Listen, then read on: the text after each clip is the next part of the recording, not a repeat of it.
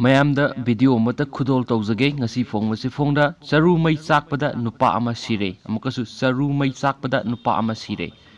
Imphal West District ki Lamsang Police Station gi manung chanba Lamsang Kaithel gi manakta leiba labukta paiduna leiba charu iku khanghaudana mai chaklakpada nupa ama maina sakpadagi laikhatna bangamdana sire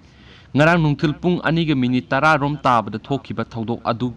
laikhidraba nupa adugi maming khetri mayum manibabu sahi 94 kawi mahak lamsang kaithel da leibani heiri mahakna charu iku aduda tumlingaida khanghaudana mai chaklakhibani heiri mayam sigi video si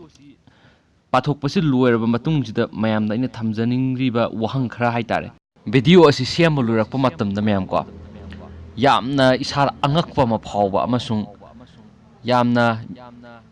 isa da su kari phawbi bige haibado mayam comment box da soidona comment thambiro aduga ai share tawjage